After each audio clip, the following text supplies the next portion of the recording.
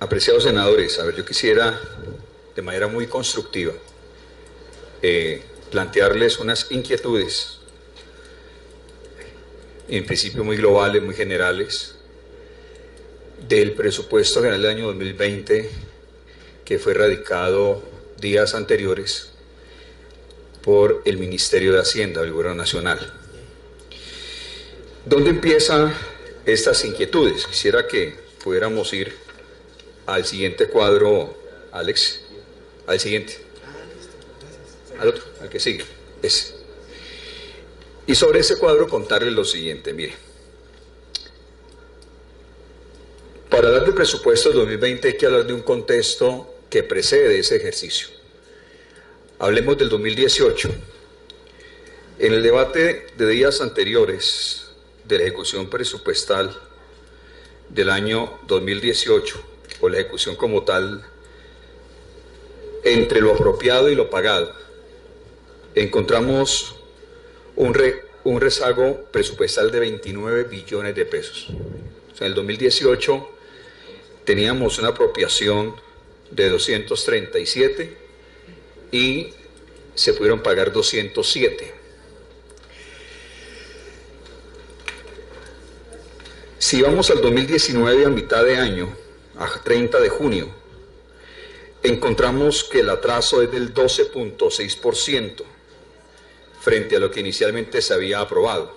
Es decir, que tanto en la ejecución del año 2018 como lo corrido del 2019, estamos encontrando rezagos entre el 12 y el 15% frente a lo inicialmente presupuestado. Sobre esa base, y vámonos siguiendo como en orden, si nosotros calculáramos qué debería ser primero el 2019 o qué esperaríamos del 2019, tendríamos que hablar que sobre la verdadera base de 207 billones, pasar a 249 billones, es un incremento que es cercano al 22%. Yo me pregunto qué economía crece el 22%, no la conozco. Entonces ya el salto de 207 billones de pesos, que fue lo real del 2018, a 249 billones, que fue ya el ajustado con lo que no se pudo dar con la ley de financiamiento, ya nos anuncia un gran riesgo de incumplimiento. Riesgo que se confirma con el rezago presupuestal cercano al 13% a junio 30 del 2019.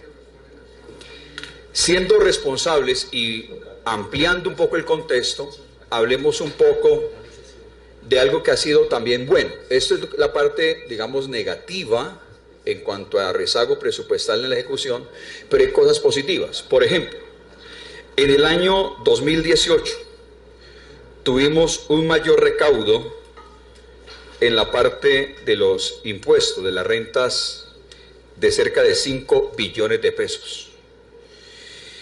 Se calcula para el 2019 cerca de 9.2 billones de pesos el adicional recaudo frente a lo presupuestado. Si somos conscientes del rezago, pero le compensamos con la parte positiva del mayor recaudo, uno podría decir en términos muy responsables que lo máximo esperado a ejecutar en el 2019 será del orden de 230.7 billones de pesos, no 249. Llamo la atención que para el 2019 ya se anuncia como mínimo un incumplimiento de cerca de 19 billones de pesos frente a lo inicialmente presupuestado. Vámonos al 2020. Si hablamos de esos 230, ya considerando, le repito, el rezago presupuestal, pero considerando la parte positiva del mayor recaudo, cerrando aproximadamente en 230.7 billones de pesos, se nos anuncia para el 2020 un presupuesto de 271.7 billones de pesos. Pasar de 230 a 271 son 40 billones de pesos. Repito, ¿qué economía crece al 20%? Así que para el 2019, si hiciéramos un cálculo un poco más mesurado, tendríamos que estar hablando que lo máximo que podríamos estar esperando para el 2020 en términos de responsabilidad frente a lo esperado no podría ser superior a 246 billones de pesos para el 2020. Es decir, que frente a 271.7 ya se nos anuncia un faltante de cerca de 24.8 billones de pesos. Nosotros no podemos pasar de agache con ese presupuesto. Ya nos dimos una pela como Congreso, el ejercicio reciente del 2019. Yo no me siento muy honrado ni muy orgulloso de que pasado un año el ministro de Hacienda me reconozca que tenía razón cuando le planteé sobre el faltante. No me produce pues, alegría sacar pecho por haber tenido la razón. Me produce más alegría y más satisfacción si como comisión le ayudamos al gobierno nacional a aterrizar las cifras y no generar sobreexpectativas, sobre todo en los territorios, teniendo en cuenta incluso, mis amados compañeros, de que al tener elecciones regionales, por los temas de la ley de garantías, los temas de ejecución, presidente, se hacen mucho más difíciles, mucho más complicados. Y nos arriesgamos que si tenemos que cumplir el presupuesto, entonces vía contratación directa, hermano, se nos viene un chorro de problemas a nivel de corrupción, un chorro de problemas a nivel de investigaciones hacia nuestros alcaldes y gobernadores que no le encuentro sentido si lo podemos evitar. La invitación al gobierno nacional es, hombre, por favor, revisen otra vez el presupuesto.